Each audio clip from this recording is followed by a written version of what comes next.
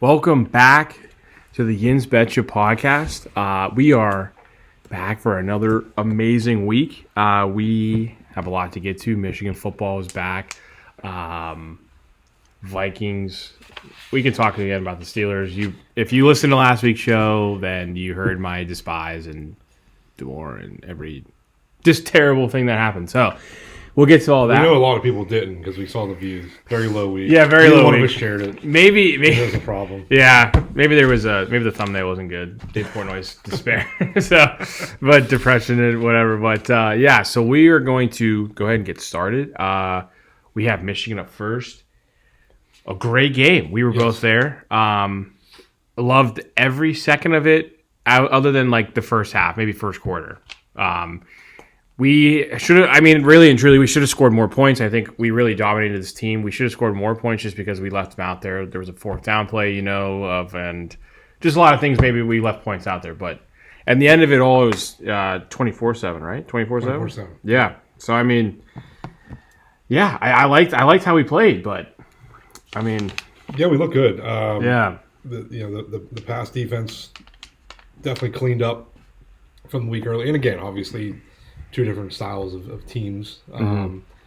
But dual threat quarterbacks have killed us historically in the past. Yeah. And I felt like we definitely, especially in the fourth quarter, obviously, DeMond Williams threw 3 interceptions in the fourth quarter alone. We should have had a pick six, as you said, missed opportunities in the first half. Yeah. Dropped the pick six. The only player I guess I'm gonna kill today is Shamash Morgan. He thinks he's better than he is. Yeah. And you know what? If he didn't act and didn't have the attitude that he would or does, then the spotlight wouldn't be on him as much either. Right. Right. But he talks a big game and doesn't necessarily back it up. Yeah. He makes me nervous every punt return. Just routinely catching the ball, let alone making any kind of moves. I feel like his signature play still was the punt return in the Big Ten championship against Iowa 2 years ago. And it just has been kind of down. I thought he was going to be like... I thought he was going to be the next guy. The next guy. Yeah, I really did. He's been very underwhelming in my opinion. I loved the play call. Yeah. And obviously they fooled him, and that should have been a touchdown. We had green grass everywhere. Yes, but that's a play that you run for Marsh. And what was funny was, later on in the game, our second touchdown, or our first touchdown, in the second quarter, we did kind of run a wide receiver screen/slant over the middle with Marsh. Yeah, that did break it for 6. So if you're going to run that play, that was probably the guy to do it. And maybe the coaching staff was thinking, okay, Morgan has dropped a lot. Yeah. And the way they have him lined up, on an end around like that, nobody expects that we're going to throw to him, I guess. I don't know. Maybe that was part of the surprise that caught him off guard. I don't know. But, loved the play call, just not, obviously, the execution and the player that they used. Yeah, right. Underwood having a great game. 21 for 27, 230, and 2 touchdowns. He looked sharp. He looked sharp. Yeah, the drop back passing improved. I wouldn't say it's still all the way there. Yeah. He's still a lot better on the run, which is important. That's something that I've always wanted all my quarterbacks to have on both my football teams. Yeah. And we had it with JJ, and obviously we definitely have it with Underwood. He had to make a crazy throw that, again, Marsh one-handed. And I know there was some naysayers out there, especially in Columbus land, that, a better throw, and, Marsh wouldn't have to make an acrobatic catch. Okay. But, yeah. He had to sidearm it to get it around the defender. So I would almost question that, would San or any other quarterback have gotten it there? Sure. It was kind of a sidearm Mahomes style type throw. Yeah. And everybody quarterback's different in different systems, so I never compare that. I think if Underwood was at Ohio State and San was at Michigan, then would they look the same? Probably not. No. So interesting compare. That would be interesting to see, though. Kind of a switch there. Yeah, that's a great point, though. And I love what we saw from Marshall. Dude had a great rushing day. He really stepped up. It was a good day to have a last name Marshall. Yes, right. Zach Marshall and tight end as well. Right. Yeah. But those are our third and fourth string tight ends. I'm drawing a is it Trifoli, I believe, is the other. Yeah. Those two were just everywhere. Or Tonelli. Catching everything. Tonelli, yeah. Tonelli, sorry. Tonelli, yeah. They were catching everything. Yeah. If we can have more improvement if we can have more of that again, because what we had in the past was so good. We had the blocking and then we had the catching. So we can keep that going. Bryce Underwood, I think, and Marlon Klein obviously has been dealing with injuries ever since week one, and he was the main target in week one. I feel like that game was kind of an aberration a little bit. I don't think that's who he is. But what we're missing with him is the run blocking. Obviously, having Bredesen is important, but that's the thing you got to remember about the Oklahoma game. We didn't have Klein or Bredesen, so that's a big difference, right? And so for both those, we need both those healthy against Ohio State for sure. And I still think we could, we may not be able to run for 200, 300 yards like we did with Edwards. That defense is so good. I mean, the defense is really good. Yeah. But if we can get 100 yards, that's good. 150 yards, we could win that game, right? I think our defense is good enough to stay in it, to keep us in it. I obviously always worry about the DBs going up against Ohio State's wide receivers. Sure. But I think they had a big improvement. Yeah. On Saturday for sure. Yeah. So, I mean, Marshall, I just loved how he stepped up with Haynes going out. He had a touchdown receiving and rushing. So, I mean. I worried about Marshall being the guy, and he handled it. 133 yards, 25 carries. Just amazing. Amazing there. So. And that was scaring me in the first half because they weren't spelling him at all in the first half, and I was like, damn it. Yeah. He's going to be worn down. Who are we going to go to in the second half? Right. Who was the backup running back? Who could get this? Parker? Parker, yeah. Yeah, Jasper Parker. Yeah, so that's freshman. So, I mean, you don't want to put him on, a lot of pressure on him. Right. But again, we got away with it. I don't know how sustainable that is for the rest of the year. Would love to have Haynes back just because of the 1-2 punch. And having both of those guys is so important, especially the tight Haynes ends is still, too. Marshall was solid, but Haynes is still the game breaker. Yeah. He's had a 50-yard run in every game, from there. That he's been healthy in. So, be excited to get him back. Yeah. I feel a lot better. That's a good team. Washington, I watched game day when I got home on Sunday, and Saban and others were very, very high on Washington. They were talking about the Big Ten and saying Ohio State, Oregon, Indiana have separated themselves as the top three, and I 100% agree with that. We're not in that echelon right now. Yeah.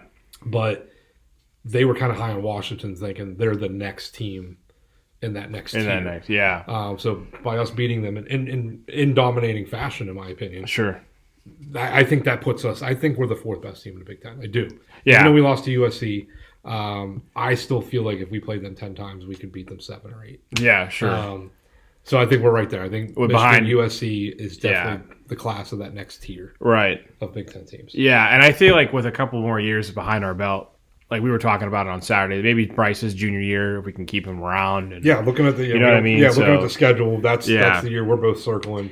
To be in the next tier again, the schedule is going to be a little bit tough. Right. I'll say we won't be competitive, but it's going to be hard to make the playoffs because there's probably 2 to 3 losses on the schedule. Right. Just looking at it right now. I just want to hit on Zavada real quick. Unfortunate. He's shaky. He's shaky right now. It's not as dominant as it looked. I still blame. So I watched that kick, and again, this. I rewatch it to kind of analyze because it's hard. Yeah, we love from where we are, we're in row 58 in the corner end zone. So there's shit that we miss. Right. You know what I mean? And even though we can see, and some of it is good because we can see the whole field. It feels great. That seat is it's like not a bad seat in the stadium, but the closer you are, of course, you're going to see everything else. He hooked that one. That one was on him, but the snap wasn't clean again. There's something wrong there.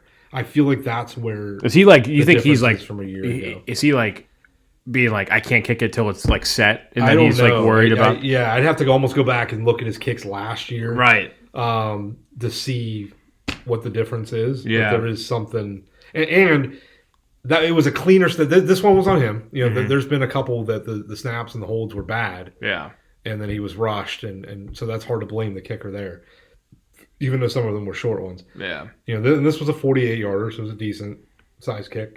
But I think that kick, it's a mental game, right? So if you miss a couple, then there's the pressure and it gets to your head a little bit. Yeah. yeah, now it's not like I that was one thing I felt good about, right? Mm-hmm. That, get to the 35-yard line, we've got 3 points in the bag. Now I'm starting to like I was even nervous there. Sucks now. I was nervous for the kick, and then he missed it. So right. It's like, oh boy. Having that safety net to get 3 is going to be so important, especially against Ohio State as well.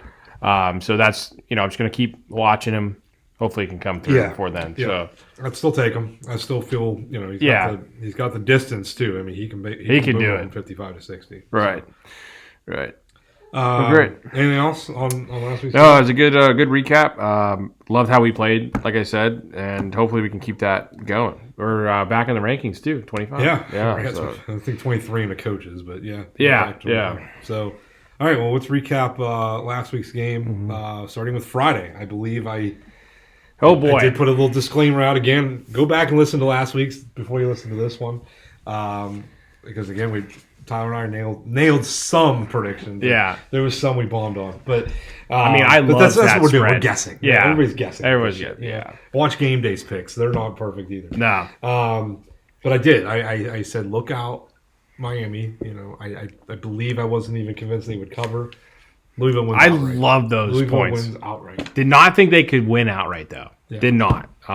So our number one jinx has already taken effect after 1 week. Yeah, that's why we had them both ranked number one last week, and we'll review our top 10 when we're done here. But so yeah, after 1 week, our number one's already down. We have the same number one again. Yeah, doing this week, we'll see what happens. But obviously the turnovers were the key here, and that's. You can say that about every game, right? That's one of the keys to victory. Right. And it's hard to overcome a -4 turnover differential. I don't care who you're playing. Yeah. Louisville is a solid team. So I still think Miami is a playoff team. Everything's in front of them. They went out. They win the conference. They're going to go. Yeah. So they'll have a chance to kind of avenge that. But Louisville's a solid team. I mean, I had them. I picked them to beat Virginia a couple weeks ago. They didn't. Had they done that, Louisville would be undefeated. Right. We'd be talking about them being a number 10 team. Yeah. And Moss, I think, is supposed to be. He was in USC. He was at USC when then Caleb transferred there. So I think he's a good player. I mean, he's someone that was recruited high by USC, and he could. Yeah, he Jeff could throw. Brown gets up for these games, man. He's a good coach. I mean, he's notoriously, I mean, they're 5-1. Off some ranked teams. That's what I'm saying. They're 5-1. Like they only lost to Virginia, who looks pretty decent themselves. Right. So. Nebraska gets hammered up in Gopherland, 24-6. So yeah, Penn State. Do you want Matt Rule? Because I don't feel like he's. Matter of fact, he's I'm going to say right now, he's a downgrade from James Franklin. Yes, he is. He is. I do not think Penn State should want him. Is what I'm going to say. Like I do not want him as a coach right now. And while we're on to James, I mean, and I guess we could talk about it if we recap Penn State. But I watched game day and I watched the James Franklin interview. Yeah.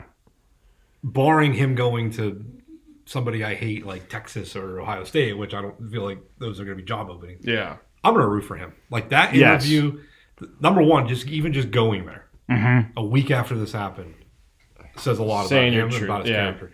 And he said some things that I felt like might have been a dig at Michigan and other teams, but saying that they did it the right way and did it, and I believe him. Like, he is a sincere guy. He's a family guy. I love that he hugs his daughters after every game. Yeah. Yes, he couldn't win the big game, and that mantra is going to stick with him no matter where he goes now. And it's true. Like these are numbers that are factual, but it saddens me that this is where we're at. He had the 4th most wins since he's been at Penn State, behind Nick Saban, Kirby Smart, and Ryan Day. Yeah. I mean, that's a hell of a list. Right. And yes, did all 3 of those win national championships? Of course.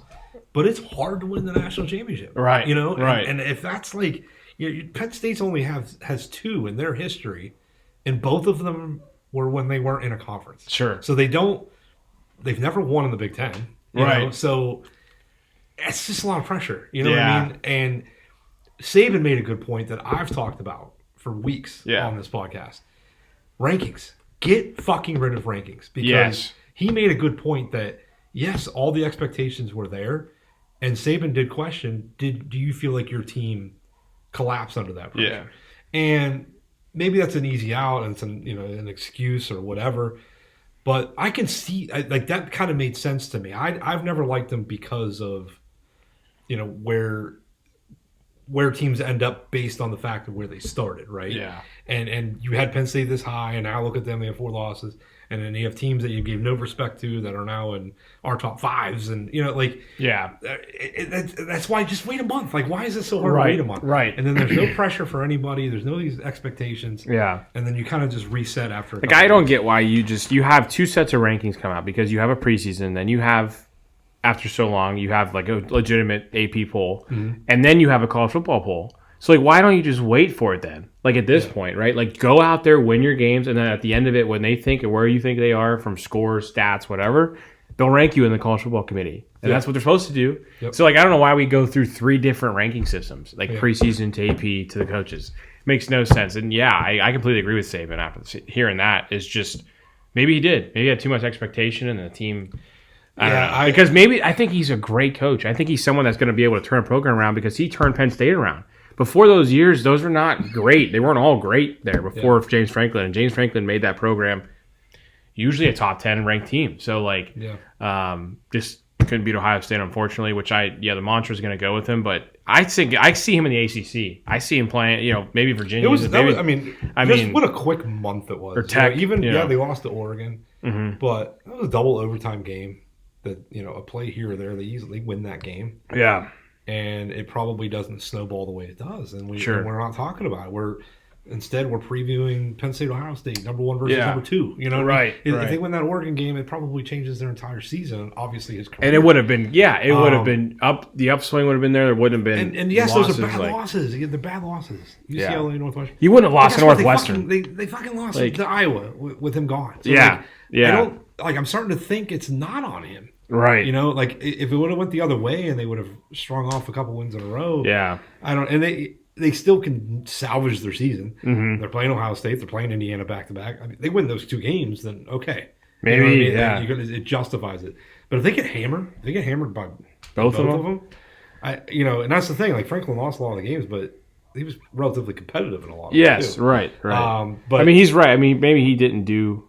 In my eyes, with what we did and how we did it, it's a different story, a different day. But, like, he's right. I think he's never really went through, like, crossed the black line, or, like, went through those things and did the wrong thing. Like, he was always keeping that program up the stream and recruiting the way he did. And think about what he inherited. Yeah, it wasn't good. It was a borderline death penalty like SMU. But right. I mean, they had a 5-year probation, which they did lower it. Mm-hmm. But a very unique scandal, to say the least. Yeah. And he handled everything with class, and he handled this with class. I don't like the way they did it. He explained in full detail that they practice on Sundays. They had a 1:30 p.m. Sunday practice, and he was informed at like 1:15. Wow. So he had 15 minutes. That, so he hurried up and called his family, so that his daughters didn't hear it on social media, and then told his players at the start of practice. I mean, that is just like. Boom! You wake up Sunday morning, and maybe you heard grumblings, and obviously you heard the chants after the loss, leaving the Northwestern game. I don't know. He seemed genuine about everything, and I'm rooting for him. I hope he does very well wherever he goes. Yeah. Again, barring a team that I already have ingrained in me hate.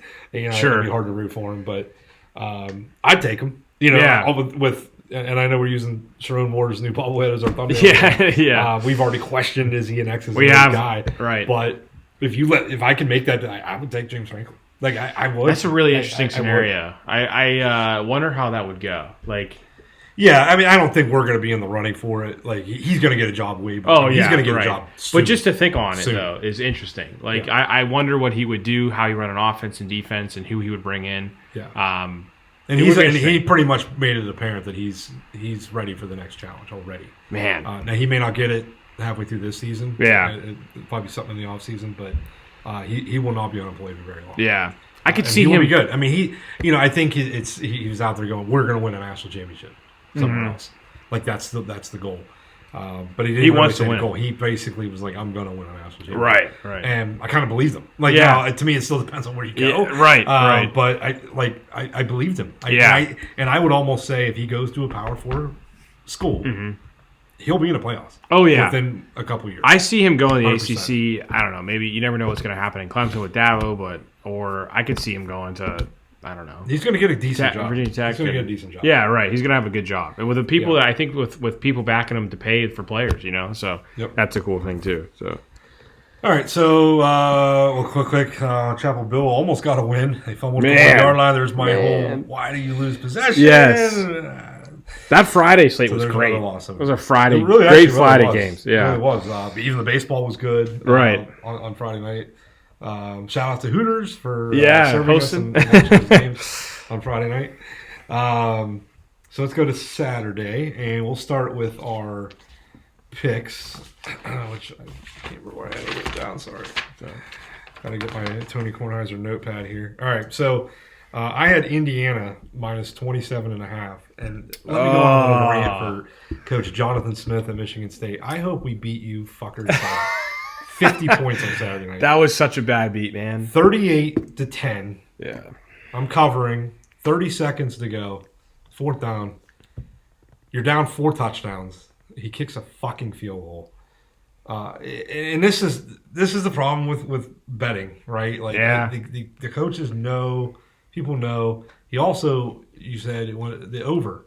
Yes. So that under was hitting the entire game, and then that field goal made it go over. So 2 bets. Of course, you take a spread, and your over under is usually what you take in a game, and both of them lose on that play. So unbelievable, just terrible. I feel bad for that one. I pick up 1 point for the win.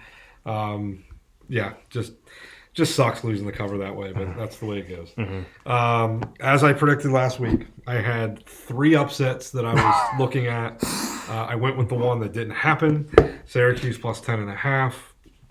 Pitt's different. Pitt's a different team. Pitt's a different team. They'll probably still lose a game. They should, which is why I was trying to target this one. Yeah.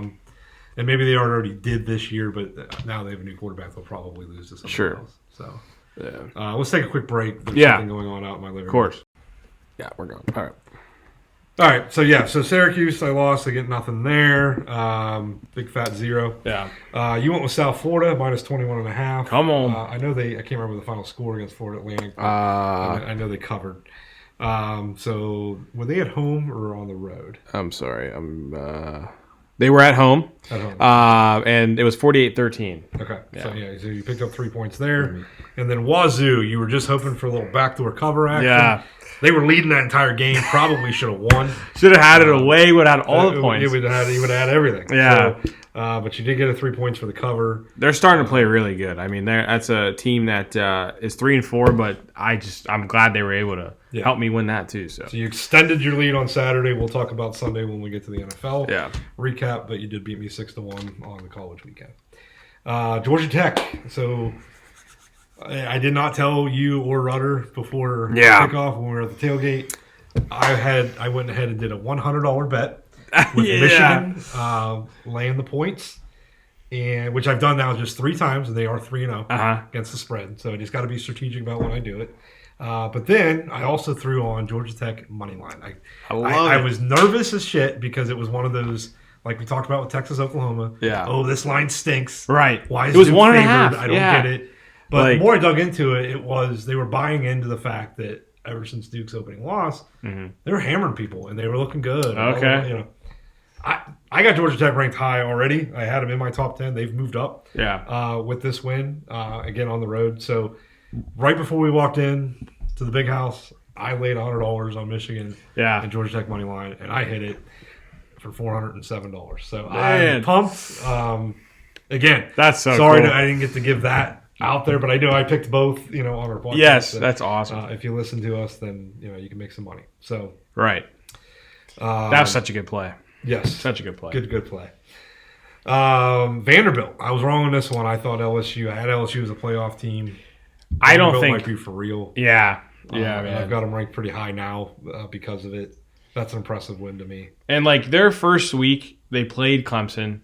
And it was in a spot. They went to Clemson, and it was 17-10. They won that game. And from that point on, I was like, this team is not as good as I'm thinking that they are. And Clemson was supposed to be really good this year, I know. But either one of those 2 teams would have scored more points and would have, I think, had – whoever's better was going to win by more than 7. So from the start of that, I saw LSU was not the best, in my opinion.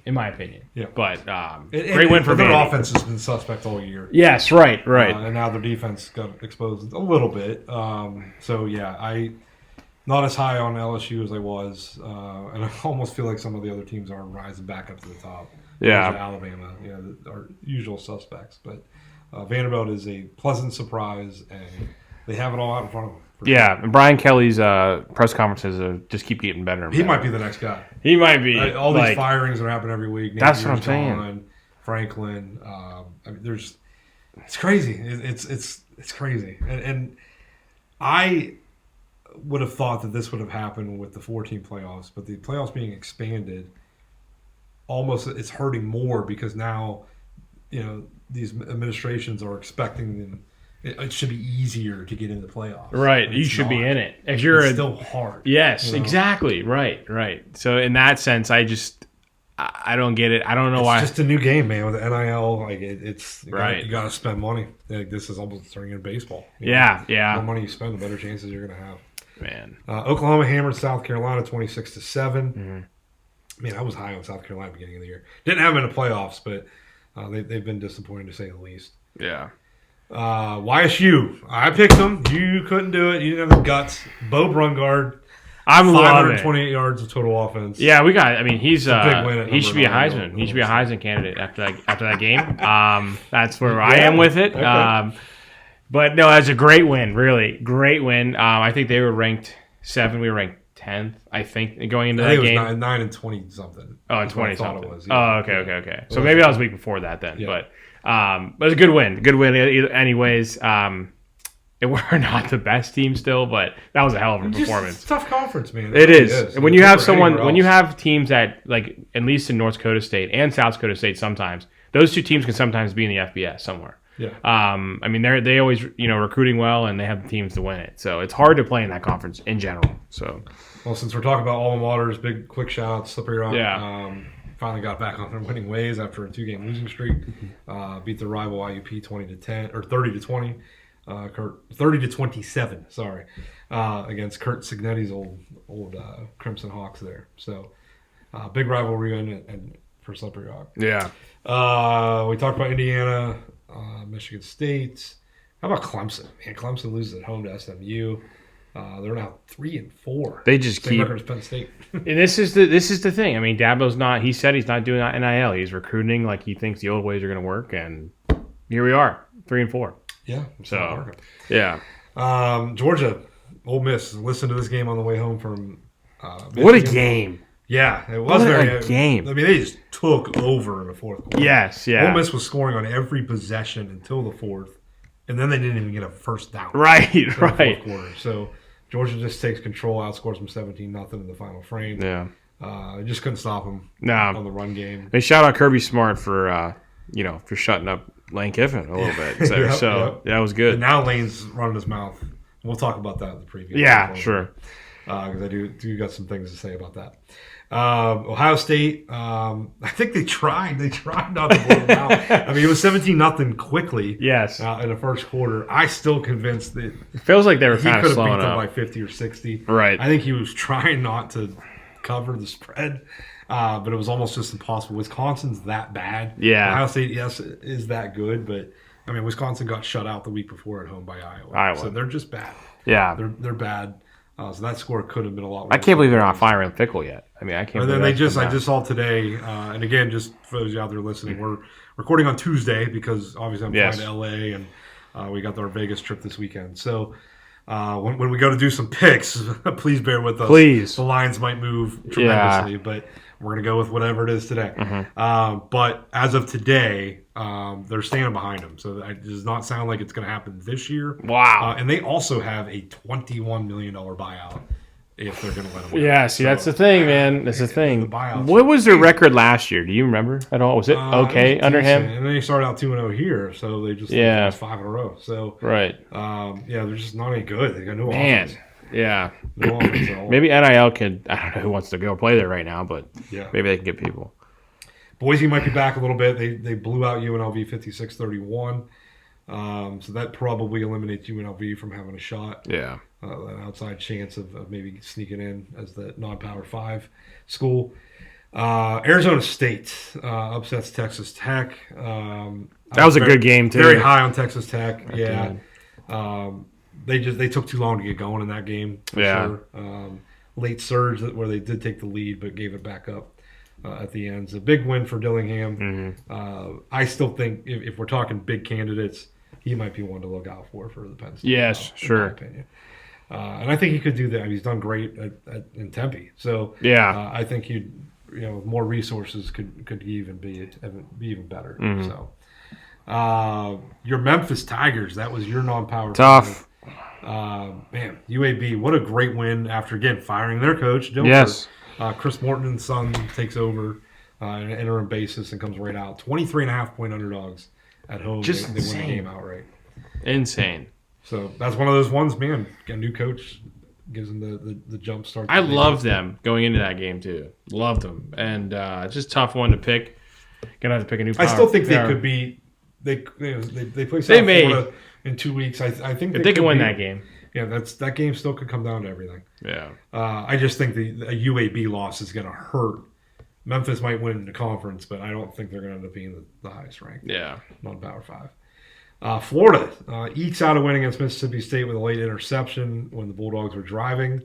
The win doesn't do anything to save. No, he's done. He gets fired at 3-4. Yeah. I mean, you probably kind of see that coming. Yeah. They did have a tough schedule this year, though. Really, they hard. had some losses they shouldn't have. And you shouldn't lose. They should have won some games. Like you can't beat Mississippi State by 2 points. With that schedule, because it's only going to get worse from there. A&M, Arkansas, just every SEC game, they stay around, man. Right. Notre Dame blew them out. That's starting to look better. Yeah. Man, Arkansas hangs around. But A&M gets a tough road win in Fayetteville, 45-42. It's tough. Still high on them. Yeah, Their me defense scares me. I mean, they gave up 40 points to Notre Dame. Yeah. A botched extra point, and maybe that's a different story there. Give up 42 to 42 Arkansas. here. Yeah, you got to be a little scared of the defense a little bit. But man, they got an offense. Yeah. Oregon, as I predicted, got woken up with that loss. They blew the doors off Rutgers. Dan Lanning, man, yeah. 56-10. Virginia, we talked about that. We're down that whole game. Washington State, as bad as they looked against their arch rivals in the Apple Cup a couple weeks ago, hung around with Ole Miss. Probably should have beaten Virginia in Virginia. That's what I mean. To come out east and play tough in both of those, and they actually flew. I heard that they actually flew back to Pullman instead of just staying on the East Coast. Which again, I know these are college kids; they got to go do. They got to go to school do and their stuff. But that's crazy. That's kind of crazy to me that they just stayed on the East Coast. Right. Get acclimated a little bit, and they played tough despite doing that. So yeah. I don't think we previewed this, but UCLA, third win in a row, beat what I think is a decent Maryland team, 2017. This play calling is good because they play Indiana and Ohio State, right? Both on the road. If they can make it tough, if they can make those tough games. I'm not expecting them to win either one of them. No, but if they can hang around, right, they could be a team to look out for. And of course, we didn't get them this year when they stopped. We get them next year, probably when they're going to be getting all this momentum. Right. Who's the offensive coordinator again? It's the son of Rick Neuheisel. Neuheisel. I mean, this kid's just and he looks like him. I remember when Rick Neuheisel coached in the '90s in Colorado, and man, he looks like him. Man, it's definitely a spitting image of him. I mean, I just love the play calling. It's just been fantastic, and they're leading the team the correct way. He's going to be a head coach soon. Texas barely had me. I predicted Kentucky to at least hang around. Can't believe and it. They did. Yeah. And Texas wins that game in overtime. There was a pathetic overtime from both teams. I think they both lost yardage. Yeah. And had to settle for field goals. Texas made theirs. Kentucky missed theirs. That team. How are you? I mean, how is Arch Manning that bad? I don't know. He should be lighting this team up. They got a great defense. Yeah. They're wasting it. They really are. Oh man. That's gotta be hard for those expectations. With that name for sure. Iowa beats Penn State 25-24, so it's 2 straight 1-point losses. Right at the end for the Nittany Lions, which that block field goal at the end of the half was cool to see. Yeah, that's kind of what kept them hanging around. That's always a tough environment for Penn State, especially at night up in there in Iowa. We talked about South Florida blowing out Florida Atlantic. USC Notre Dame was a pretty decent game. That was a good game. Yeah. The end. Right. I had the cut. Now, see, again, when we recorded, it was a 9.5-point line. I said, give me the points.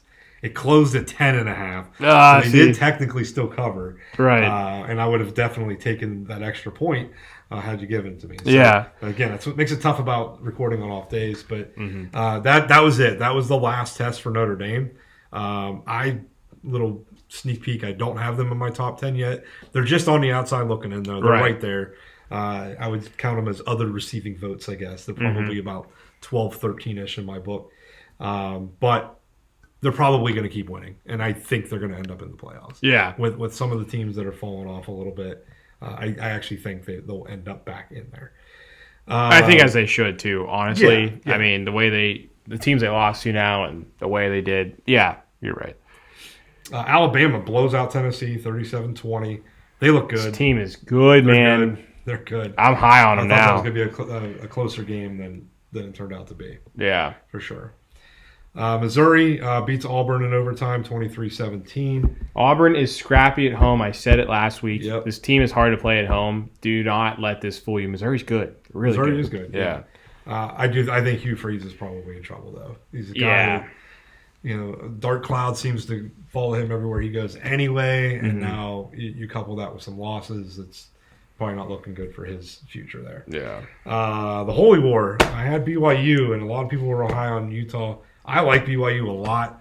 I still have them written down as like other receiving votes. I'm not ready to put them in the top 10 yet, but they're close. They go undefeated.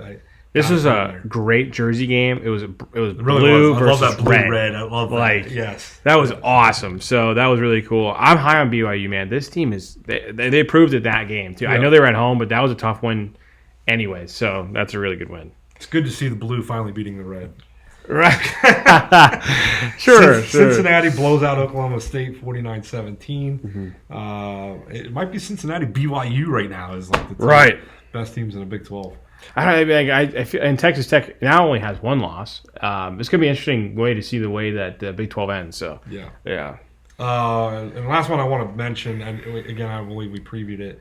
Florida State have not won a conference game in a calendar year now. Like, unbelievable. Man. Lose to Stanford. Yeah. Wow. Yeah, they're back to where they were. I mean, they're just not like I thought this was different. Like it was going to be different this year. Yeah. Getting the players you got, and I don't know. It's a black cloud underneath the full team. I think now. Crazy.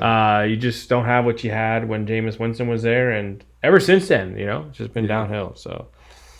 All right. Well, let's go into next week's games. The next 3 nights. I mean, there is football Tuesday, Wednesday, Thursday.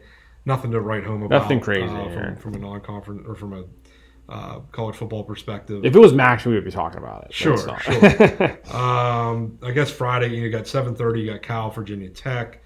This slate now sucks. We just got like blessed with it. Now we're getting a terrible Friday slate. Yeah. So. Well, at least then we can focus on Vegas Friday night. Not worry about the sports. True. We'll be definitely honed in on Saturday. So I'm actually kind of glad it's a quiet Friday. From a football perspective, it'll be game 1 of the World Series. Right. That'll be one we want to watch. That's probably what we're going to be watching and live betting on. Yes. I'm sure. Yes. So let's do that. Who do you like in the World Series? Yeah. I honestly, I think I love the fact that Toronto won this game. I actually kind of was rooting for Toronto in a weird way. Yeah, I was rooting for Seattle. I think the Pearl Jam, and they've never been there. A tie there. And I feel like I don't have anything with Seattle, and they they had Naylor. I don't really like Naylor anymore anyways. So I loved Jimenez and Andre, and George Springer looked awesome. So in that sense, I loved what Toronto did, how they won. Going into the World Series, though, it sucks. Maybe you're right with them being a week off. I just think Dodgers have too much money on these guys, and they're just too good. That lineup, one guy can have a bad swinging World Series, and the rest of them are going to be fine. So, and the pitching staff is absolutely insane. It's just you're paying. And they said it already too. We're just going to go out and win 4 games, and then keep ruining baseball. Is what So yeah, there's something. I got the Dodgers. I have a gut feeling. I mean, maybe between the week off and their pitching, it's hard to bet against their pitching right now. Yeah. The Dodgers are the better team. Right. They're set up for the pitching now at this point. I don't trust their bullpen, and I think that Toronto can hit. And I think it's going to be hard to completely slow them down. They got to get through the starting pitchers. They have to make them pitch a lot of them and get there. I think they will. Yeah. I took some of that $400 winnings, and I took $100 in the plus 280. Nice. I took the Blue Jays to win. That's a good bet, man. That's a good bet. So we'll see. I mean, again, that's where the money is anyway. Right. To bet on it wouldn't be any fun to root for the favorite. I want to see new blood. So I'm taking the Blue Jays. I think the Blue Jays are going to win in 7. I love it. I love it. Yeah, I got the Dodgers in probably 5, maybe 6. So. All right, so let's go Saturday at big noon kickoff. Fox UCLA. We'll find out what they're made of. They go to Bloomington, plays number 2 Indiana, 25.5-point favorites. Yeah. I'm going to say they got something cooking over there, enough to at least hang around. I mean, 25.5 is a big line. It's a huge line. When I say hang around, I think it's going to be like 18-20. I still think Indiana's going to win comfortably by 2 or 3 touchdowns. Sure. I saw a press conference from Kurt Cignetti this week, and what he was saying was UCLA is 3-0 at this point. He's not looking at the losses. They've won 3 straight. So they are they're really taking them seriously. And he's looked at every scheme that they're running and all that stuff. So the way he talked in the press conference gives me a little bit more light here. I think I am going to lay the points on Indiana. It's a lot of points. Okay. But I think this is a Cignetti cover game, right? Okay. And I think he's going to look at the line. I think he's going to try and beat this team Unless out. they decide to kick a field goal if they're down by... I know. Yeah, right. Exactly. So I don't like... I'm probably not going to take that in real life. Yeah. I probably would be taking the points, a lot of points, but Sure. I like what Cignetti said, so I like Indiana and maybe the points there. And this line, again, this is Tuesday. Yeah. This line could change. Right. Once you get some injury reports out, things like that. But as it stands right now, it's 25.5. Yeah. At noon on ACC Network, number 16 Virginia at North Carolina. I like Virginia, and North Carolina's getting 10.5. Yes, the Tar Heels played Cal tough last week, but I feel like a heartbreaking loss like that might just derail it even more. Right. So give me Virginia. I love Virginia here. It's just not enough points for North Carolina either. I think 10.5 is a good line for Virginia to cover too, and I like it. Give me the points. Okay. Noon on ABC, number 8 Ole Miss at number 13 Oklahoma. Oklahoma's favored by 4.5 at home. Yeah, it's an interesting game to me. We'll talk about our top 10 and what I kind of did. This is a proven game for Oklahoma for me, just because you lost to Texas and then Texas didn't look great this next week. So within that, we'll talk about our top 10. But I need to see something from Oklahoma here. I want to see it. I think that they're going to win this game. I think Mateer's back. I'm hoping he's fully healthy. If he is, I think they're going to win this game. But 4.5 is a lot. I don't know if they're going to cover that. Yeah, I think it's going to be a tough game. Yeah. I think the Sooners are going to get up all there. Over Ole Miss, but then I saw Kiffin's press conference. Mm-hmm. And he harped on the fact that Venables steal signals, basically. And then other programs do. And you know what? Crazy. Surprise. Like, this is why it happens we everywhere. Downplayed our shit. Stallions was even saying on Twitter, like, it's actually probably more rampant now that the comm system is in place. Right. People are doing it, man. Yeah. Programs are doing it. And if you're not doing it, you're not trying. Yeah. So it's almost like he didn't shut up before the Georgia game. No. And that came back to bite him. If he's talking again. He's putting this out there. Yeah. I was all ready to pick Ole Miss. Uh-huh. I'm going to take Oklahoma. But I like the 4.5. If you're going to make you do like it? Yeah. I'll take the points. Okay. Because I still think Ole Miss is probably a better team. Yeah. But to me, this is almost a playoff game in my eyes. Right. I feel like whoever wins this will have a leg up and will be in our top 10s for sure. Mm-hmm. Whoever wins it. And I know we need Oklahoma to win. That's what I'm saying. Our case. So right. I'm Boomer Sooner at heart anyway. Yeah. I'm taking Oklahoma. Some of it's with my heart and just Kiffin not shutting up. So I agree. I got Oklahoma 4.5. Man, it's just So we'll see. It was Tuesday. It's Tuesday. A line could change. Yep. So and who knows if Mateer is still 100%. Yes, right. It's still based on that to me. Syracuse at number 7, Georgia Tech. 7 in the land. Yes. So the real rankings are catching up to my rankings. I had already had them in my top 10. Yeah. I had 17.5 with Syracuse. Syracuse is a gutsy team. I picked them to cover at home against Pitt, and they couldn't do it. Mm-hmm. And they lost by 17. So I almost feel like this is where that number's kind of falling in at. I'm not sure I'm crazy about the points. Yeah. Definitely like Georgia Tech to win. I love Georgia Tech to win this game. Yeah, I don't like the points here. I think it's just the kicker sucks. If it was 16.5, 15.5, I might. But, yeah. I was wrong. I thought it was 2 weeks away. It's this week, noon on ESPN2. Number 18, South Florida at Memphis. Oh, it is this week. This is probably now a tough spot for South Florida because now Memphis is upset. Right. They're mad. I still don't think it matters. South Florida's a better team. I'm they gonna are. take them. And I'll lay the 5.5. You're going to lay it. I'll lay it. I like Memphis to cover here. I like Memphis is at home. South Florida doesn't have a defense, and I don't really necessarily think Memphis does either. So I think it's going to be a shootout. I like the over here as well, but in that case, with no defenses, I'm hoping Memphis can just pull it out. Might have been a look ahead then for Memphis last week for sure. Exactly, yeah. I want to talk about this game. I know they're not ranked. 12:45 on SEC Network. Auburn at Arkansas. Arkansas is favored by 1. We just talked about Hugh Freeze having maybe the seat hot there. Arkansas already fired. I forget his name. Sorry, their old offensive lineman from years ago. I can't remember his name. I don't even know now. Shit. Okay. Yeah. But anyway, Arkansas has already fired their coach. They've hung around every game. Right. I think they win this one. I think they're going to win this one. They could beat Auburn. I think Auburn's a better team here. Probably, but Arkansas can score points. They deserve a win right now. They do. And in this case, I think Auburn's just going to if they lose this game, their head coach is also going to be fired, I think. So, you know what I mean? So, it's a weird game for me. I kind of like Auburn here, but I think Arkansas scores enough points. Maybe they won that game.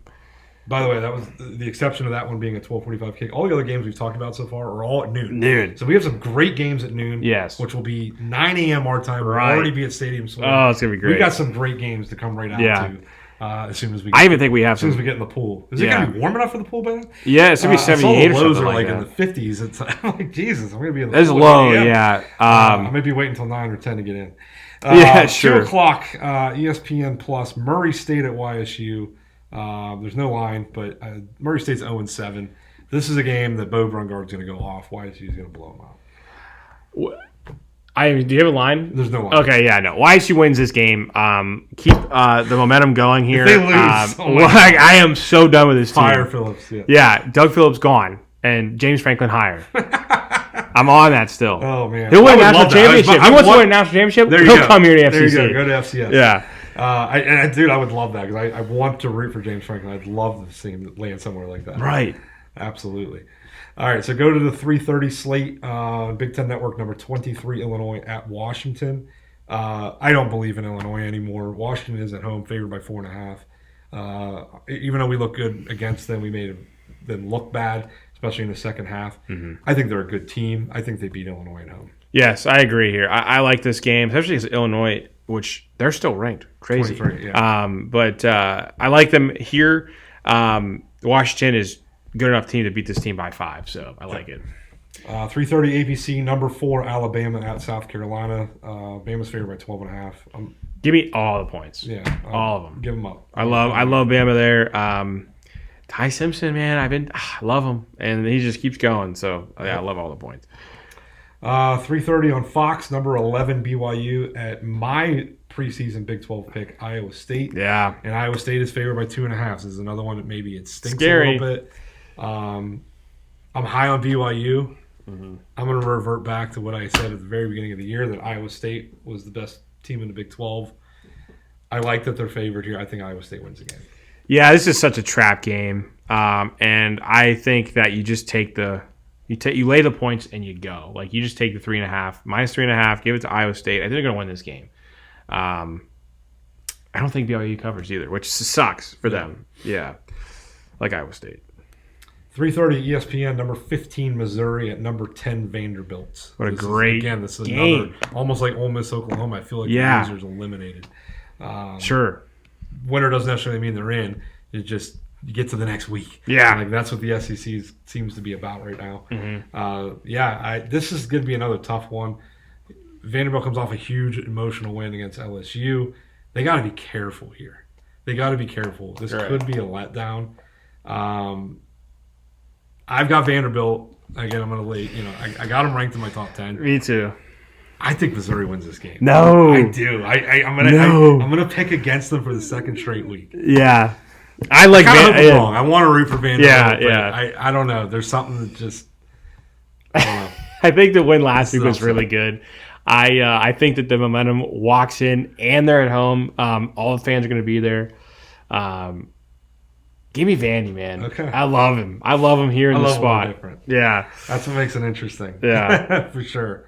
4 o'clock ESPNU, Oklahoma State number 14, Texas Tech. So the Tech dropped a little bit as in our rankings too. I'm not very high on Arizona State. So I felt like they could have went in there even though it was a tough environment. And Texas Tech could have, I think, if I remember correctly, could have won that game at the end, but just didn't. So I like Texas Tech here. Give me all the points, whatever it is. Give me all of it. 38.5. That's a lot. Oklahoma State stinks, man. Yeah. They are bad. They're bad. Really bad. I probably would lay them too.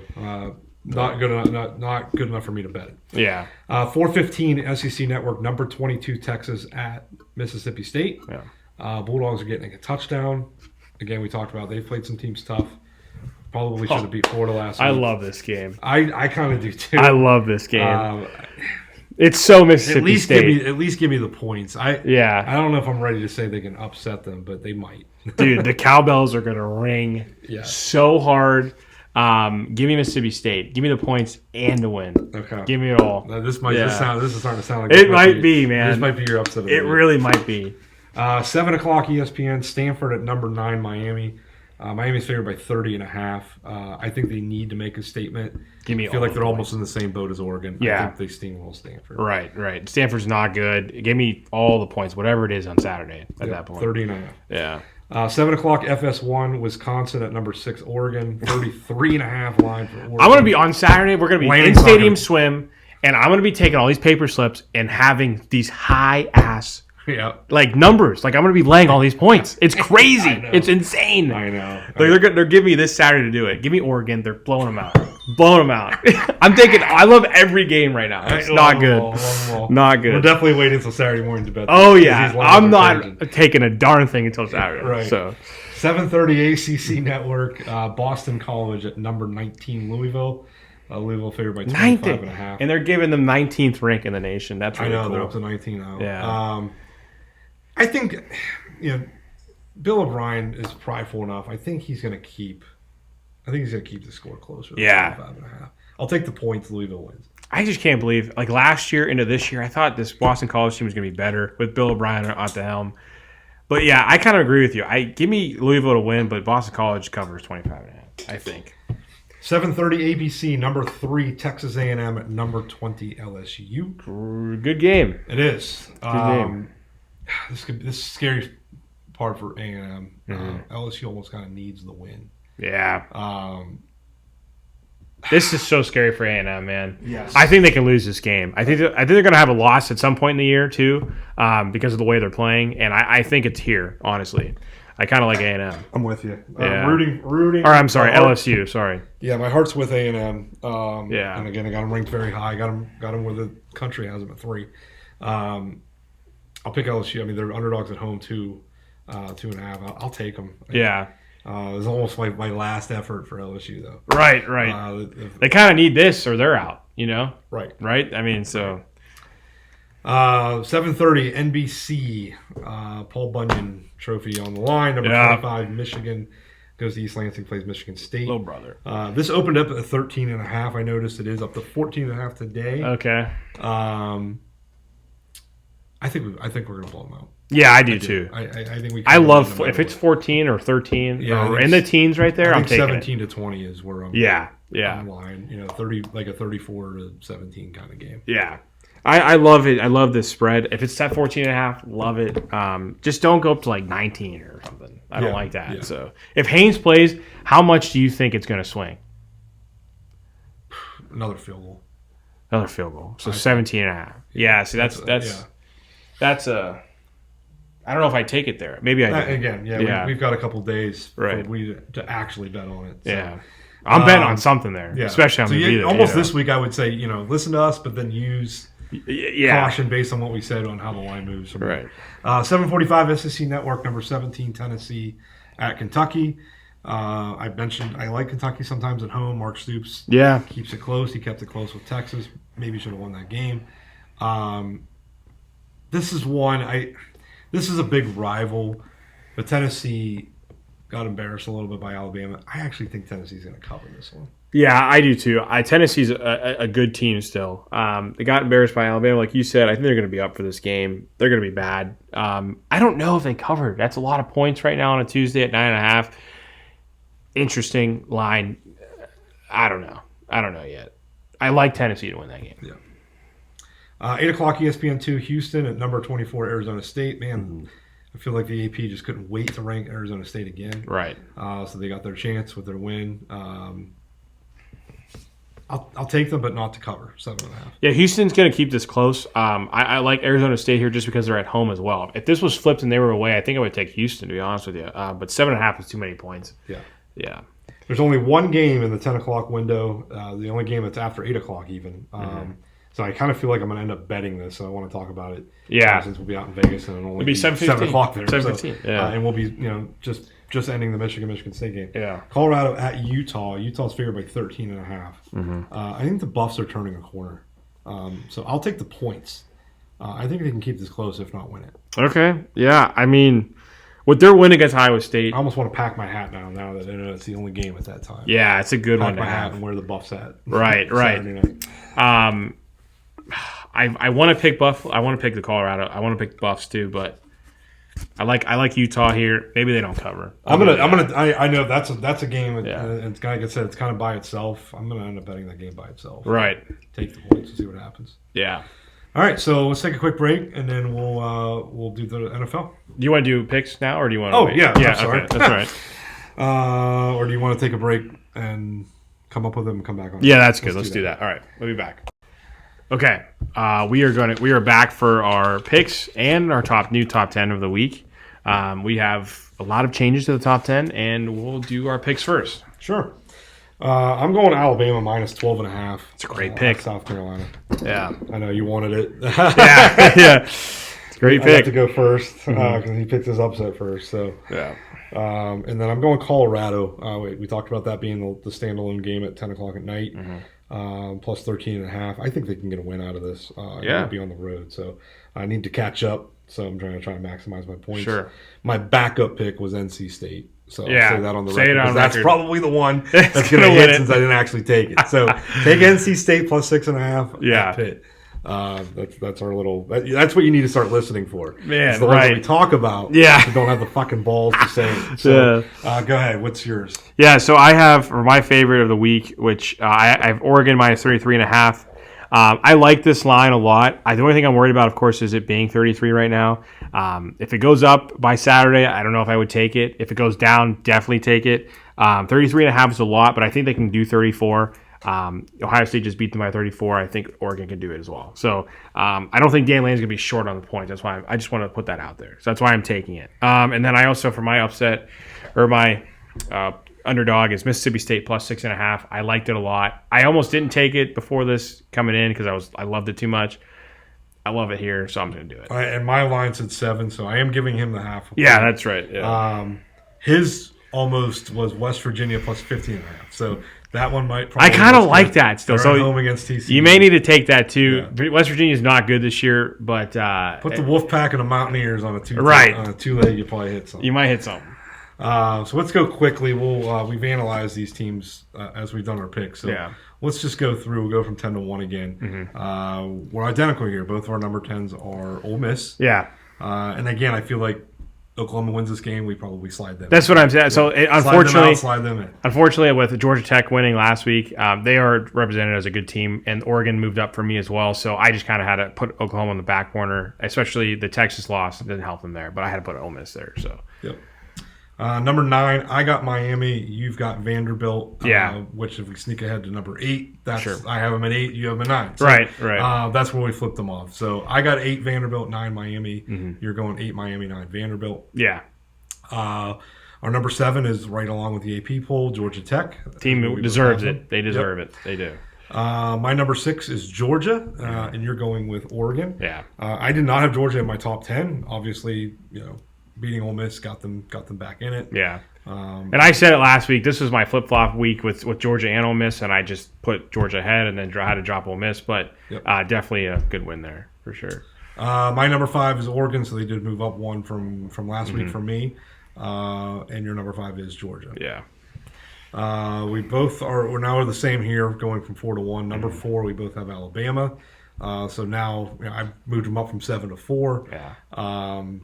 Man, they just keep winning. They look good. And that Florida State loss is only looking worse and worse as they keep losing. But you go undefeated in the SEC, that's going to take care of itself. We both have Texas A&M at number 3, although we both think they could lose this weekend. Yeah, it's not good. Which would drop them out. We both have Ohio State at number 2. Again, it's just the impressive win to me still isn't there now that Texas doesn't look. Yeah, they just do. But their defense is dominant. If they keep winning, they'll be in. You'll be in that. No problem. They'll be up there. Yeah. We both have Indiana number 1. I think we're both impressed by them going to Autzen and not just winning, but winning the way they are. Yeah. So, right. Yeah. So again, they can take care of themselves if they keep winning. Yeah. So. Sweet. Right, so good top 10. Yeah. Let's do some NFL recap. Let's do it. I know when we recorded last week, you had, Steelers Bengals. We were there. Man, we're not happy in the first half. Nope. The Steelers jumped out to a 10-0 lead. Right. But then it kind of went to shit from there. The icy hot bowl. Yeah. Right. Flacco. I mean, Flacco, and he was right. They talked after the game, and Flacco said it might have been the first time I've gotten you in our careers, and he did straight up. I mean, there is just no shot you can leave Ramsey. And the way Joey Porter Jr. played, it's just Ramsey's too old to keep up with these guys, especially Jamar Chase. He's too good. And T. Higgins is way faster than Joey Porter Jr. So it's just on both sides wasn't good for that aspect. Not good. Not good, especially now after I watch the Bengals. They can win this division. So it's all bad. It's all bad now. Yeah. So, your defense, it's just, I'm saying. It's so bad. How can we pay more and be so bad? God. Yeah, something's missing there. So annoying. They're just the same team. They're just stuck in this mediocrity. Yeah. By the way, I almost feel like I'm almost higher on them than you are. I still think with the woes that are happening in that division, I think they could still win the division. Mm-hmm. Obviously, Cincinnati needed to win it, and they could get back in it. Yeah. Flacco can keep them competitive, and they win some games and get Burrow back. Baltimore's got to show me something, even if Lamar gets back. I mean, a 1-5 is a really, really tough hold. That's a hard to win a division and get the playoffs. So the divisional games are still out in front of them. Matter of fact, I believe they haven't played the Steelers. They've only played one divisional game. Yeah, they beat the Browns, which is their only win. Right. So I mean, if they sweep the division, they're right back in it. Yeah. So it's going to come down to those games for sure. Right. So, I will say I love our offense. We just never have it where we have a good defense and a good offense, but now we have a good offense and a terrible defense. So I love the way Rodgers is playing. He's not making the mistakes, but can throw when he needs to, make the plays when he needs to. So I love what we're doing on offense, but it just sucks. So you want to go Vikings now? Yeah, we can get into it. I know you have a lot to say. I do. I'll just say that Jalen Hurts might be an okay quarterback still. I mean, other than Isaiah Rodgers single-handedly put him in the Hall of Fame. He got toasted by two different receivers too. He was covering Brown, he was covering Smith. He couldn't have covered us that night. Yeah. So he got burnt. Missed opportunities. Obviously, 1 for 6 in the red zone. You can't do that. Yeah. But it is hard to beat a team with the caliber of talent of the Philadelphia Eagles, and it's hard to beat the fucking officials. Yeah. And I don't want to be one of those that's why we lost the game, but it was a 6-point final, and we had 2 touchdowns taken off the board that I thought were both horseshit. Yeah. The first one was on a penalty, on a holding penalty that not only did they call a hold, they showed the replay, clearly wasn't a hold, and the color analyst doubled down by saying it was. And that just that irks me to no end. Like when they double down on it instead of saying, I like it when people like Aikman or somebody will say, "That's the bad call." Call it out. Like, don't fucking protect it. Right. The dude fucking fell down. He wasn't holding him at all.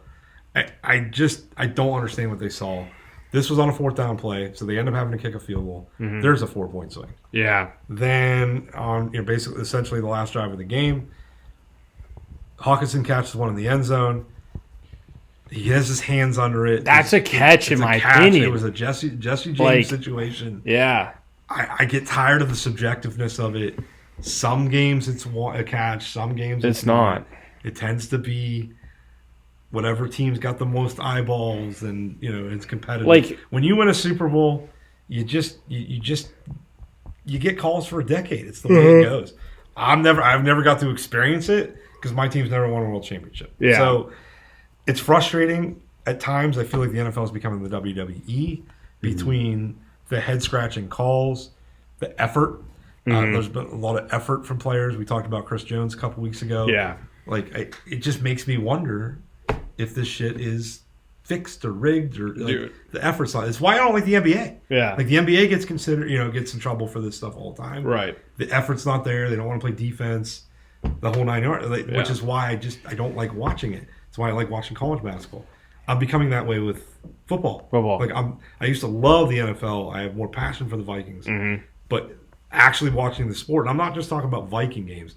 I'm talking about games as a whole. Sure. You can tell from the outset of games which team is getting the calls in that game. Yeah, right.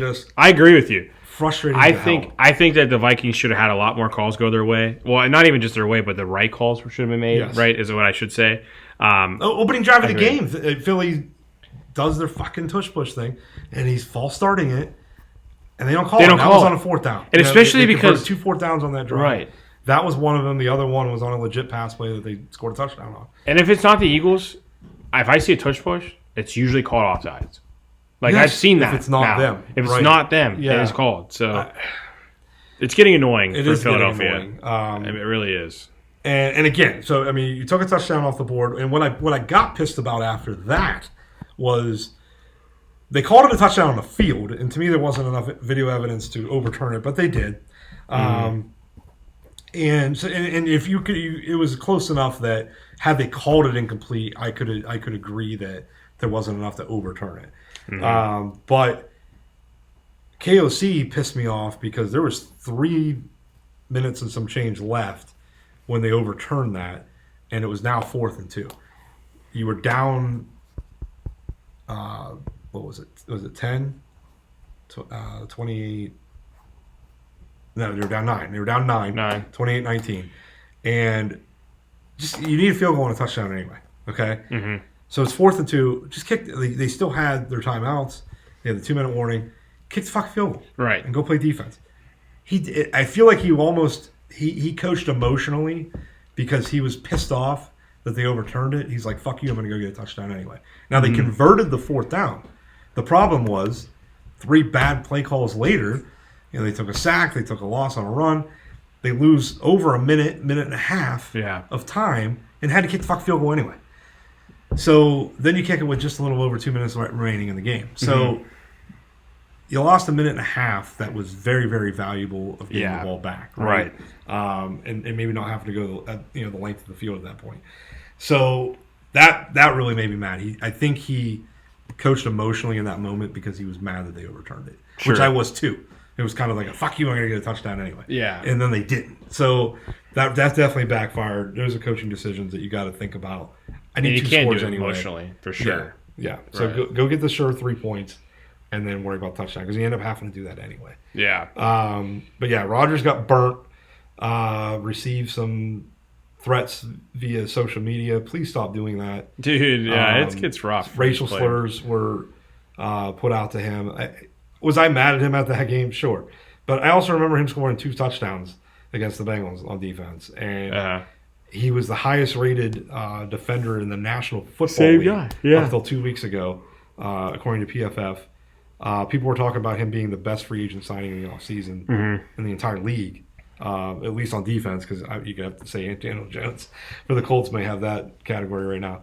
But he's had a hell of a year. He had a fucking shitty game. Yeah.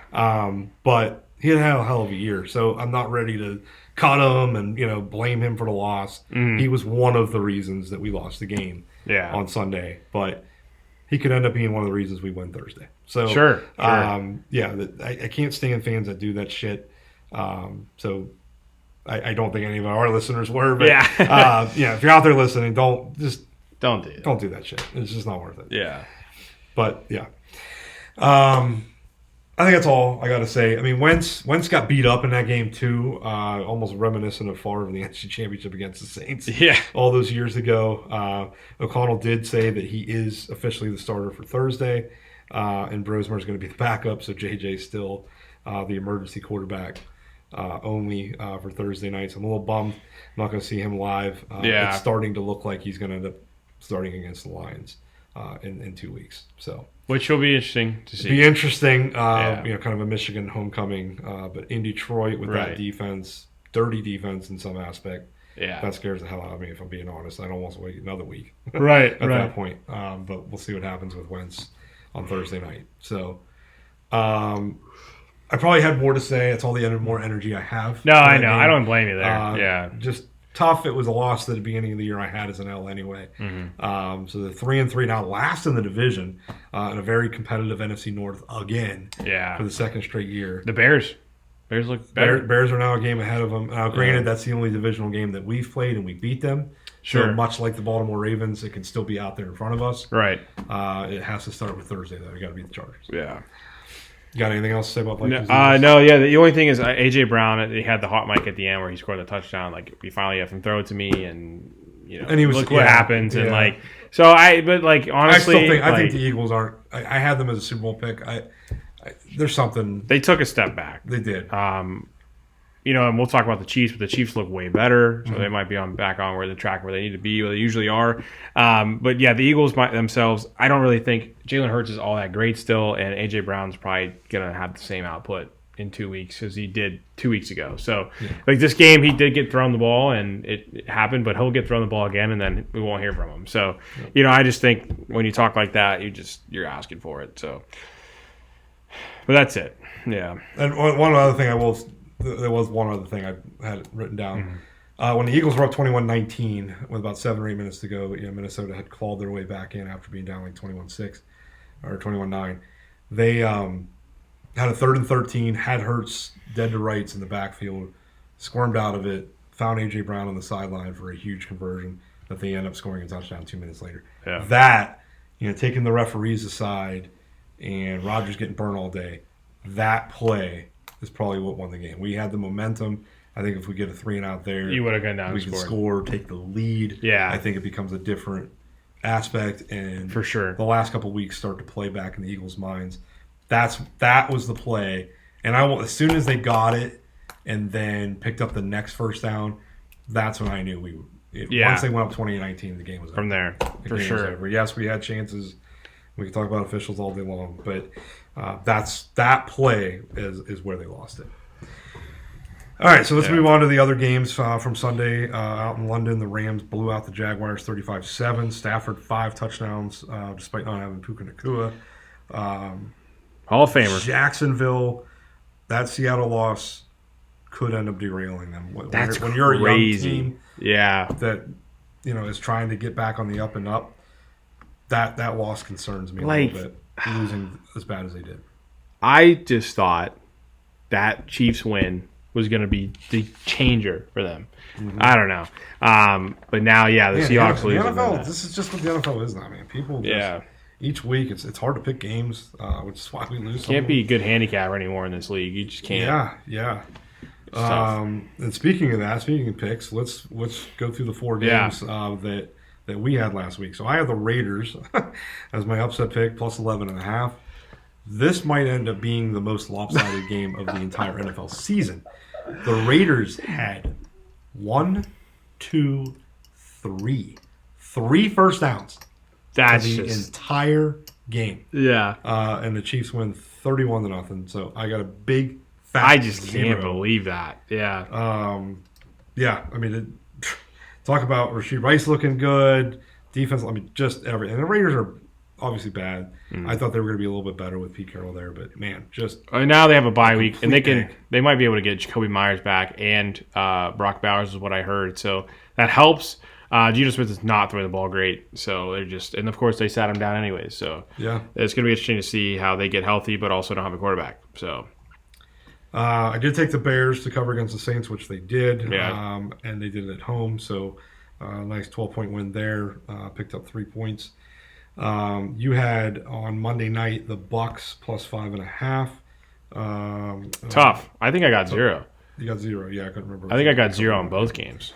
No, you did. You did get the Patriots. Patriots. I had the Pats. 6.5. Yeah. I thought I had the Packers. My fault. Yeah. Minus 6.5. Favorite on the road.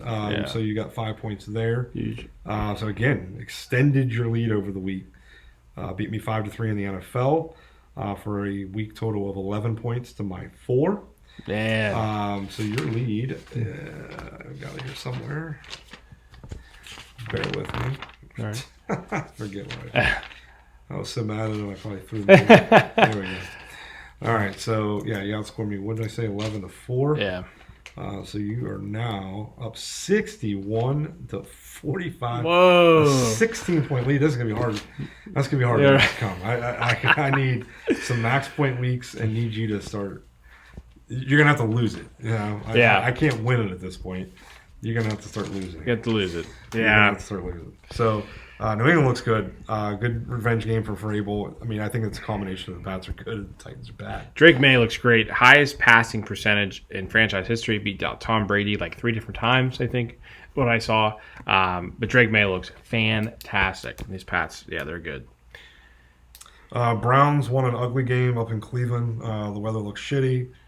Free tickets were being floated out everywhere. From I where saw that. $9 took them. on Sunday. Yeah, $9 to get into the stadium and sit. So it's just crazy. It's crazy. That's funny. It was a good win for the Browns, really. I mean, Junkins looked great. Defense looked good. Of course, it's just the Dolphins, but needed that one. Mike McDaniel, just that picture of him in his parka looked like he wanted anywhere else. Cleveland Browns Stadium on Sunday. And he's not getting his wish because he ain't fired him. The Dolphins are not going to let him go anytime soon. Yeah. So they're going to be suffering through a long season, I believe. The Panthers and the Jets. Was this game as ugly as the score showed? I really thought the Jets were going to win here. I thought it was going to be their first win. They end up actually being favored before kickoff. The line had moved. Yes, they were I saw that. 1.5 point underdogs to 1.5 point favorites. Yeah. Didn't matter. They lose 13-6. Carolina is a sneaky 4-3, by the way. Yes. They are winning games, man. Yeah. I mean, Atlanta is good, and obviously Tampa Bay is pretty decent. But now they play the Bills at home, Panthers and the Bills are on Thursday. the end, like on the bottom part, and the Panthers are trending up. That's right. It's crazy. Could be an interesting game. Yeah. We might spend a minute on this one. The New York Giants had a 19-0 lead against Denver going into the fourth quarter. Dude. Had a 26-8 lead with 6 minutes to go. Yeah. And in the last 1,260 NFL games where a team led by 18 with more than 6 minutes to go had won the game. So, yikes. Now, I talked about being high on the Giants and Jackson Dart and Cam Scatterbo, and I think the future is very, very bright there. I'm still high on him. This is not. If you would have told me somebody was going to blow a lead like this and give up 33 fourth quarter points, I would have picked the Giants. So I think they just need to learn how to win, right? And it's going to be there. And I think the future is bright. I thought maybe I was buying in the hype a little bit that maybe they could turn around and sneak in this year. Do it this year, yeah. The Eagles slide back a little bit, but. This just proved to me they need a year at least. I think they're going to be a trendy divisional pick next year. But, man, what a choke job! I know. I feel bad. Denver really went out and took it a little bit. Give them credit. Yeah. But man, that's just a hard lead to blow. Right. As soon as he threw that pick, Denver kind of needed this win here too, especially with the Chiefs trending in the right direction now. So good win for them. I mean, just had the kicker to seal the deal. Really. Yeah. Yep. Had the right kicker. I wish I would have taken them as my under. I was high on the points. Yeah. So I don't know why I didn't. I don't know why I talked myself out of that one. But probably should have jumped all over it and at least would have gotten some points. Right. But then I'd been very upset that I didn't get a road win. Yeah. That I feel like they should have had. So the Colts, man, the Colts just real deal. Good. This team is good. Yes, they're still my NFC pick right now. I am a little scared. I think that they're going to have home field advantage. I think they're going to be the best team in the AFC. I see that for them. But I think they're going to lose the first playoff game they play. I'm a little scared. It comes down to matchup. It does come down to matchup. Yeah, it depends on. And this team is good. Really, really good. Yep, they have the running back, the quarterback now, and Pittman looks great.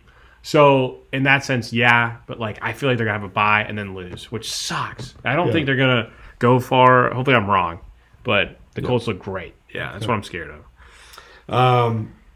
You know what? Looking ahead, obviously, to the game I'm going to Thursday night, I was rooting for the Chargers in this game because I felt like, maybe it would give them a little bit of false hope. Yeah. A little high and high. Now they're going to be mad. Yeah, it's going to be a tough one. It's going to be a little bit tougher game for us now based on that. I would have loved to have seen them coming in with a win there. But, I mean, they're dealing with some injuries. Hampton's out. I don't think Justin Herbert is at 100%. So, I don't know. I think it's going to be a competitive game Thursday night, so I'm excited. Yeah, it'd be cool to watch. I was definitely rooting for them to, maybe win that game. Right. The Packers and lucky bastards came back. Yeah. The Cardinals looked good in this game. Second straight week Arizona's hung around. This kind of makes me feel good looking ahead, too, for the Steelers game. But we'll talk about it. Yeah. The Cowboys. I was all over this one. I'm down on the Commanders. Love this game. Yeah. Commanders. What a game. I think you did. You were all over the over, which I think was like 51. It was like the highest over. It was at 54 at the time. I think I've ever seen. They closed at 55 and a half. They covered it. They covered 11 points. Yeah. And Aubrey is just that guy. That 60-yarder he had this week looked effortless. It would have been good from 100, I think. It's just crazy how good he is. I really want to see how far he can kick. I want to see it. So it's really, really good. That was a good game, though. Yeah. And Dak is good. Dak might, if they were better, he would be up for MVP right now. I still have him 3. Yeah. I still think he's behind Mayfield and Jones. But yeah. The roller coaster of the Atlanta Falcons. Man. One week they look great, world beaters. The next they don't. Yeah. They go into San Francisco and lose 20-10, despite the Niners having practice squad players. I mean, this team is just riddled with injuries. Yeah. They have a good vibe there. I think Shanahan's a great coach. That's why I'm not high on Purdy. I think any quarterback can win in his system, much like O'Connell. They got good vibes there in a very, very competitive NFC West. Yeah. A 3-way tie for first with 5-2 records. So, right. That you're going to get a couple teams out of that division going to play. I just say Mac Jones, Shanahan. Can't believe he doesn't have a real quarterback still. I mean, I think Mac Jones is maybe becoming that. That'd be scary. But dude, if he had an actual quarterback. Yeah. Oh, yeah. I don't know. Into the Monday night, we talked briefly. You had the Bucks plus 5.5. The Lions look good. Yeah. Lions look great. Yeah. That's scary. Seahawks beat the Texans 27-19. I mean, Seattle tried to give Houston all the chances in the world to win that game. Another NFC West year that we talked about last year with the Cardinals. They hung around with the Packers, but of course they're down. But NFC West is still Seahawks, Rams. It's still a good division. It's going to be fun to watch the rest of that. So hard to win a game when you're -4 in the turnover margin, but Seattle did. So, right. They gave Houston a lot of chances. Houston, I don't know how to think about them. I thought they were good coming out. And like you said, it's hard to pick in this league. But they blew out Baltimore, who's not any good, just depleted and not very good right now. So I think Houston's bad, and the Colts are running away with that division. So sure, they need to get better quick. So. All right, so let's go to this week's. Obviously, in 2 days, I will be at SoFi. Pretty cool Stadium, about 14 rows off in the corner end zone. I believe it is as you're looking at the television screen. I want to say it's the upper left-hand corner. Upper left. If you follow me on Facebook, I'll post a quick picture or something when I get there. So, but yeah, I'm excited for that. Historically, I put it out there to the Bachelor group thread that I don't historically have a great record. I'm 10-14. Yes. In 21 of the 24 games I've been to, I looked them all back up. The under is hit. So That's crazy. The over-under is 44.5. I actually like the over. Yeah. In this game, but historically, the under is the pick here. So, okay. Yeah, so maybe 24-20-ish is where you're going to be. Is where it's going to trend if you're looking at the line like that. Right at 44. Yeah. Yeah. So I still think it's going to go over. I'm thinking it's going to be one of those like 31-27 type games. Yeah. I think I'm thinking with my heart. Yeah. I think it's more we need the win. We're 3-point underdogs right now, which basically is a pick-em game. It's just the 3 points because it's on the road. Mm-hmm. But I think we're going to take over that stadium. Our fans travel well. I think we're going to beat the Chargers. Yeah. Honestly, I agree with you. I like the Vikings here. Yeah, the only thing is, though, like you said last week, they lost. They're down. Can't lose the turnover battle. No. That's number one. I do think you're definitely covering. This game is 3.5 because they're at home. I think you're covering that. It could be a heartbreaking fashion 1 to 2 point loss. I see you can win this game, though. I really do. You guys, like you said, you travel well, especially SoFi. It's in Cali. Not a lot of people like. You can really fill a stadium there. Yeah. So with that being said, I like the Vikings in this spot. Yeah. Awesome. So let's go to Sunday's game. 1 o'clock CBS, Miami at Atlanta. We were talking about the Falcons being a roller coaster. I think the Dolphins are bad. So bad. Falcons favored by 7. I'll lay it. Yeah, I like the Falcons here. I see no problem with Miami. 7.5. It seems like a lot of points, but I think you just take it and roll and go. Bears at the Ravens. Ravens are favored by 6.5. I think Lamar's back. No? It's got to be. I feel like it is. I feel like he is. That's why that line is. But, man, the Bears are on the up and up a little bit. I'll say Baltimore does find a way to win this, but I don't like them covering. Yeah. Ravens expect Lamar to return after Week 7. So, you like the Bears? I like the Bears with the points. The points, I think the Ravens are going to win a game. Yeah. Because they need to. They need to. Yeah, right. They flat out need to. I agree. I think with Lamar back, they got to win this game. The only thing is the Bears have been scoring points, and this Ravens defense stinks. Yeah. Ben Johnson's been able to coach his offense up. And with that being said, I like the points. I like the over, too, 49.5. Yeah. If Lamar plays, yeah. Yep. 1 o'clock on Fox, Buffalo at Carolina. We just talked about the Panthers being undefeated at home. Yeah. They're getting 7.5. That's a lot. I would not take it. I'm taking the points, man. Yeah, I think the Bills are trending a little bit down, and the Panthers are on the upswing. I don't know how much of this is a dream for the Panthers or like I hope they're not daydreaming here. It's the last 4 have been great.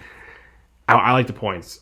I want them to win this game, but I don't think I can pick. I think the Bills are going to win. Did I read somewhere that Young did leave the game early? Yes, he is going to. I think he's going to be out too this week. Okay, so that's why it's 7.5 probably. Andy Dalton. It is probably going to be Andy Dalton. Okay. He's doubtful. Yeah, Bryce is doubtful for the game too. So okay, that's the only thing. I guess keep that in mind. They're probably going to win, but I don't think they're going to cover that still. So.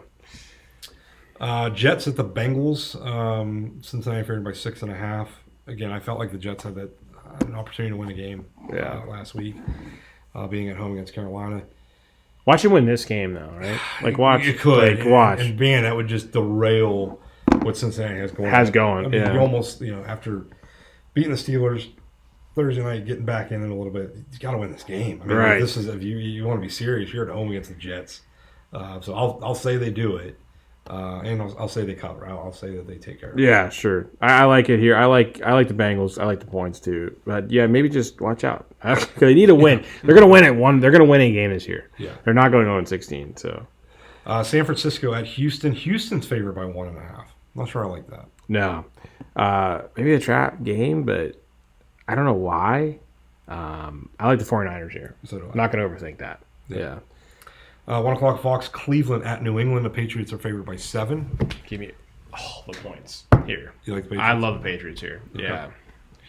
Yeah, I think I do too. I could see the Browns maybe showing up, maybe covering. Okay. Maybe like a 5-6 point kind of game.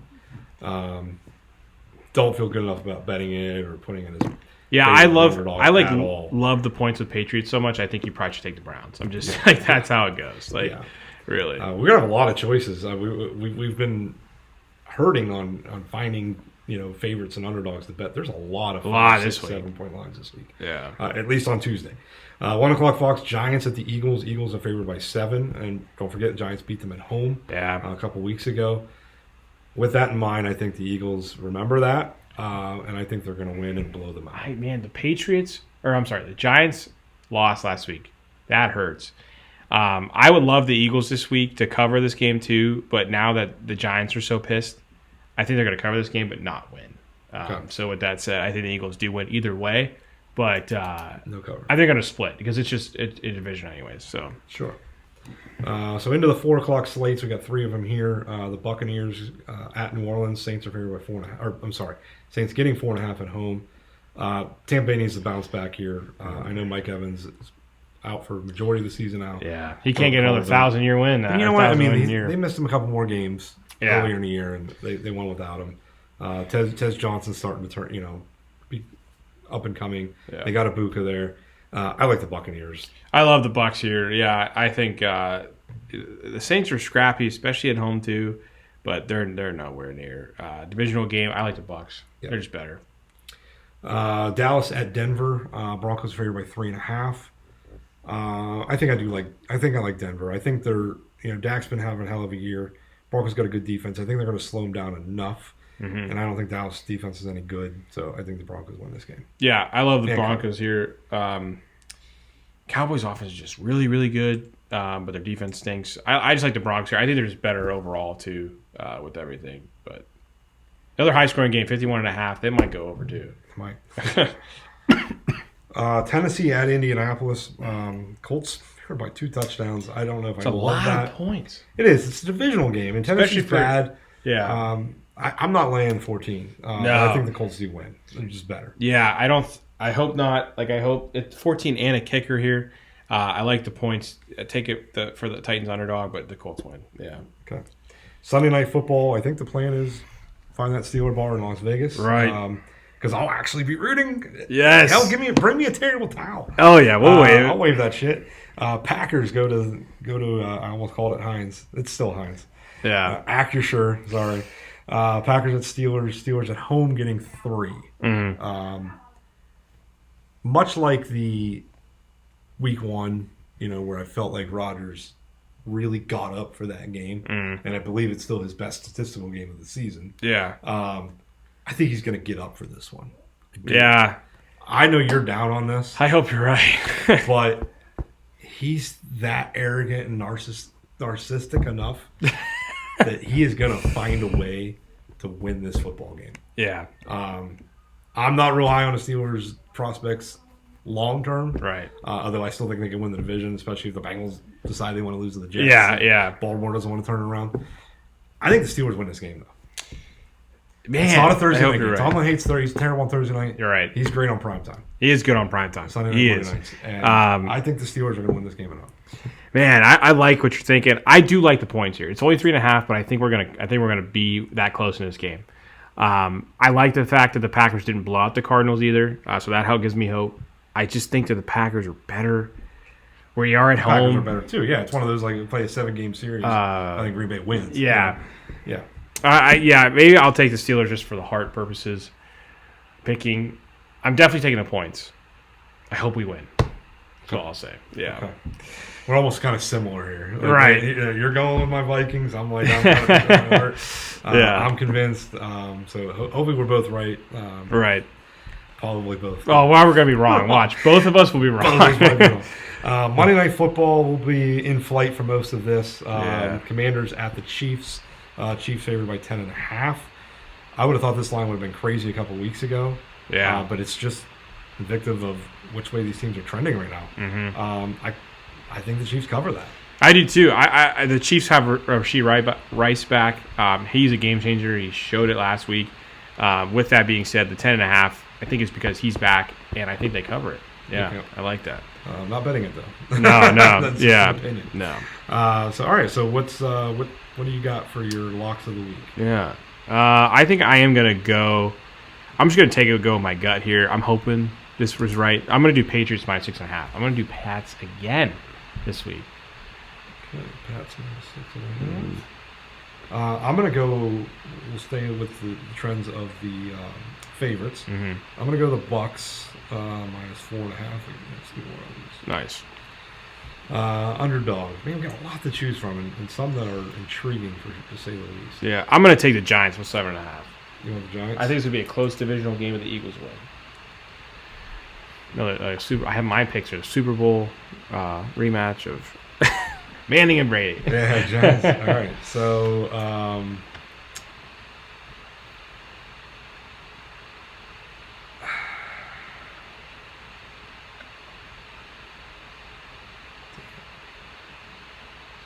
it's tough. And now, but now that it's coming down to it, I don't love.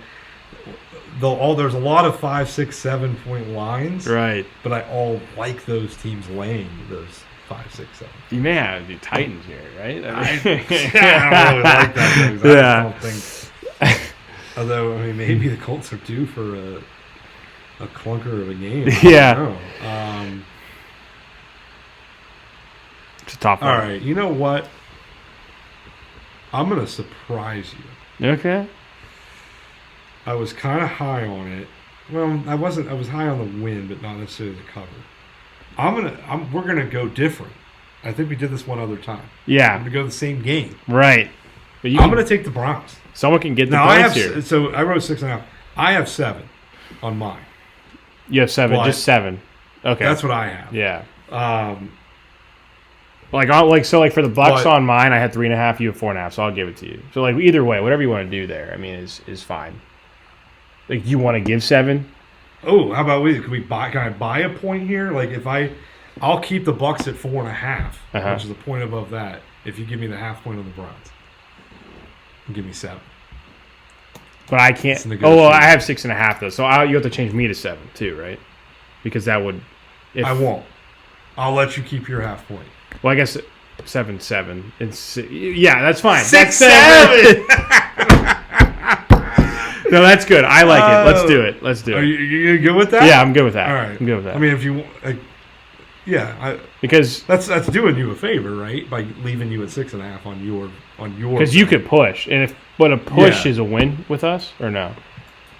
Like if you cover. I don't think we ever actually. We haven't really ran into an issue. We haven't run into it yet. We should put it out there before it happens. Yeah. I would say it's either just way. a cover. I wouldn't say it's a win. Yeah. Because that would be an away game for the Browns too, so you would get extra points, depending on what. As good as New England, I think the Browns can win this game outright. Yeah, they might. They might. There's basically an upset like this every week, right? Right. I think this is the one. All right. This is the one I like. So we'll see. We'll do it. See how I feel about it when we get to Vegas. So right. Well, yeah, we'll just keep it for now. We'll see what happens. Keep it for now. I don't think it can. To me, it is a. It doesn't matter. The push doesn't really matter because it's a.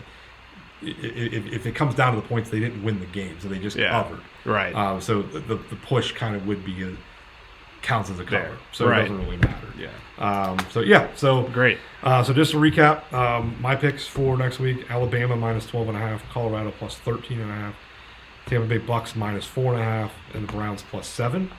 Mm-hmm. Tyler's going with Oregon -33.5, Mississippi State +7. Patriots -6.5, and the Giants +7.5.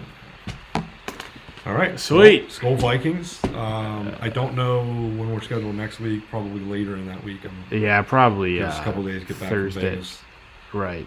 It's gonna be hard to. The time change is gonna be hard. It's gonna be hard. It's gonna be hard for sure. No, okay, great show. Excited for Vegas though, where you got a lot of going on. We're gonna bet a lot of the games we're talking about this week. I feel like it's gonna be a situation. Is this MacBook coming with you to Vegas?